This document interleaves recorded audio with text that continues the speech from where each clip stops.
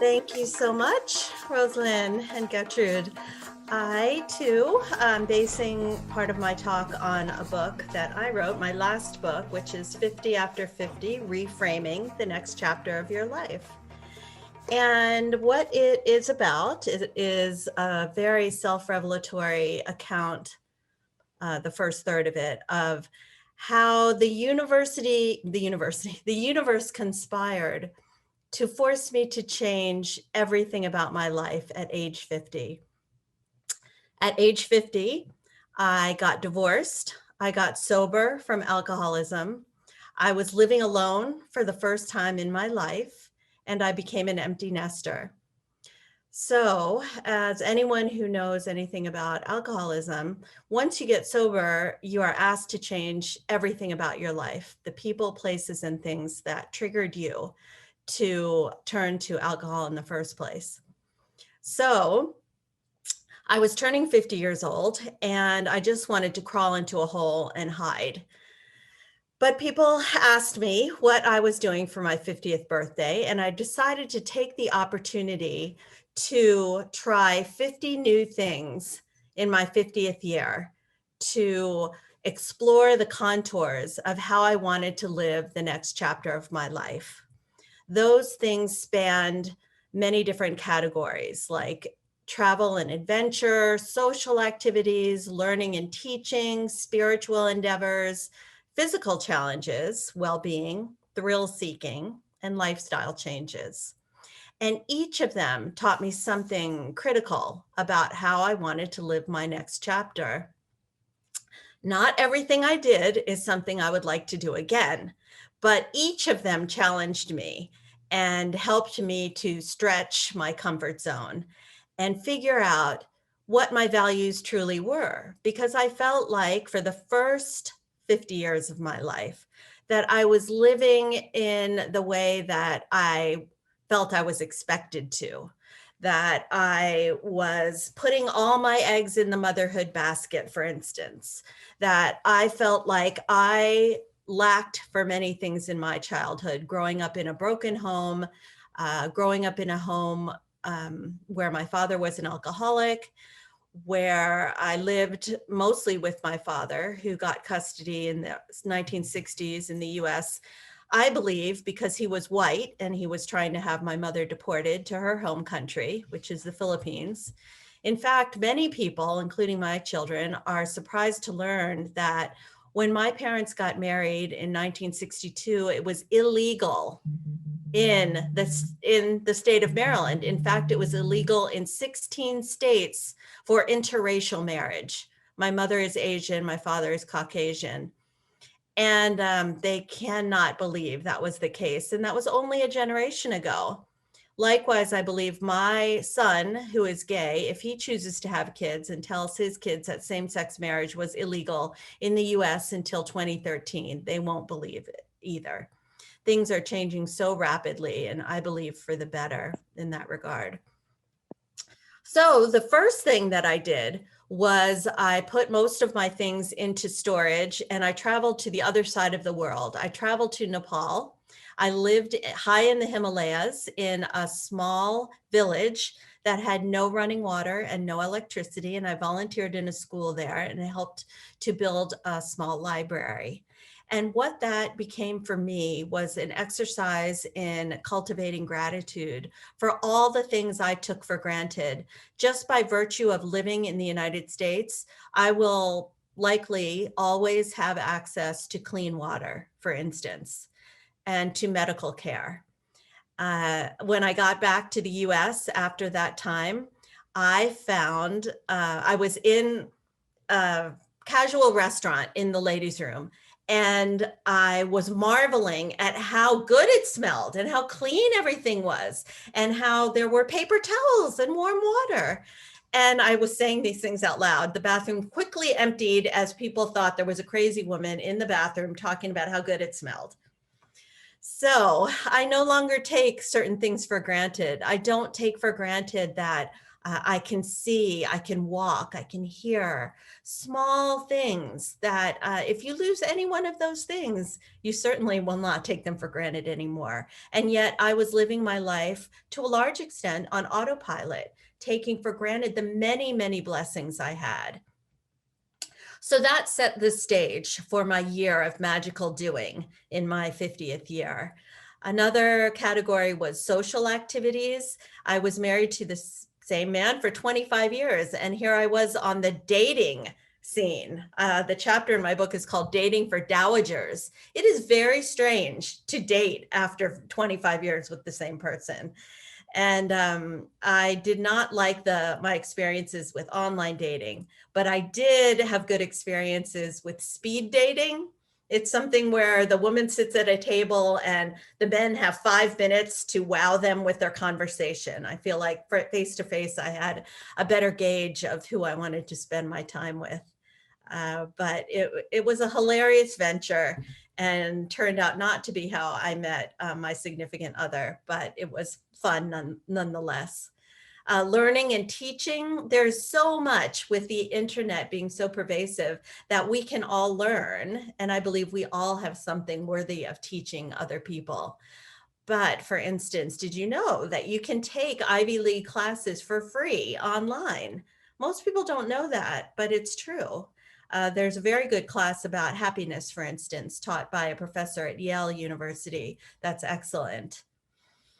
Physical challenges. I started a yoga practice or built my yoga practice, and yoga I find to be not only physically demanding and helpful, but also mentally a wonderful exercise in meditation for me, a meditation in movement, as well as certain poses be engaging the mental energy in the mind in a meditative state.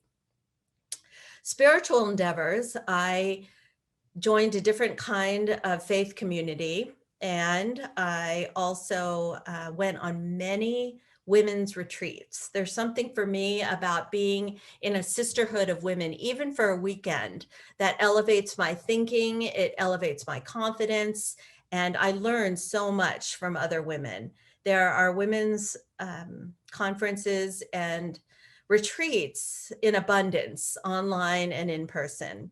And I just love it. There's one in particular called Women of the Wild that I so enjoy. And we spend a lot of time in nature, and nature just enhancing every aspect of my spirituality. I also engage in walking meditation quite frequently.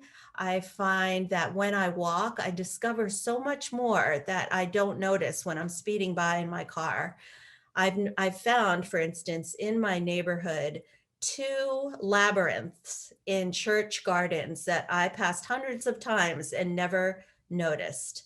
And I love walking in labyrinths, which I believe originated by monks in monasteries when they would walk in contemplation in, it looks like a maze, but there's only one way to go. And it's beautifully, beautifully done in most cases. Thrill-seeking ventures. I, who am not even 5 feet tall, got a motorcycle and my motorcycle license at age 50. I marched myself into a Harley Davidson dealership and I took a class with a group of big, burly, tattooed men who looked at me with such derision. "What are you doing here?" their eyes said. But I passed with flying colors. And I bought myself a small motorcycle to start with. And I just got a sidecar actually for my dog to ride with me. And I love it. It is dangerous. And I have told my children when they turn 50, I would support them getting a motorcycle as well, but not before then, because it is dangerous, but it feels so good. It feels like wind therapy to me. It feels like the wind in your hair, you're at one with nature, you see so many more things like animals and clouds. And it's just a wonderfully spiritual and thrilling adventure for me every time I go on a motorcycle. I also tried indoor skydiving as a step to outdoor skydiving. I'm not quite ready for the outdoor skydiving, but I believe I will do it in my lifetime. Indoor skydiving is more like being in a wind tunnel and you're sort of flying. It feels like you're flying because the wind brings you probably 20 feet off the ground, and it's exhilarating. It's a really fun thing that's growing in the United States, at least, as kind of a thrill-seeking venture. Lifestyle changes were probably of biggest impact, perhaps, in my life. Included, I embraced my own brand of minimalism. For every one thing I brought into my home, I got rid of two things. I don't want to burden my children with having to get rid of all my stuff when I pass on. And it's all stuff. And the fewer things that I have in my life, the easier my life becomes. It's easier to keep track of things. It's easier to keep things tidy and organized and clean. I don't need things anymore. In fact, I tell my significant other and my children, I don't want any more things as gifts. I would rather have a card from my children with something handwritten in it about how they feel about me. No, but yes, I do have an ego. But for my significant other, I would rather have an experience, anything, going to a concert, taking a walk, even better if he plans a trip for us. How lovely. We do something called, I instituted something called date night, where I don't tell him where we're going, what we're doing. I just tell him what to wear. And then I'll plan something unusual that we've never done before. For his recent 60th birthday, I planned a zip lining adventure, and it was so much fun. We were by far the oldest people in the adventure park, and it was just exhilarating and hilarious and a little scary. We were high above the ground. There was a lot of rope course work involved and walking on tight wires, and it was scary, but and physically demanding, but it felt really fun and novel, and how wonderful that we can still use our bodies in that way. So that was wonderful. Another major thing in the lifestyle changes department was that I learned how to say no. I am a recovering people pleaser. And now when someone asks me to do something, more often than not, I will say, let me think about it. Or if my answer is no, I'll say, no, I have another commitment. And I don't have to tell you what that commitment is, because that commitment can be simply to put my feet up and to replenish my energy. Because one of the biggest takeaways from this year of magical doing is that no one is responsible for my happiness except for me. No one.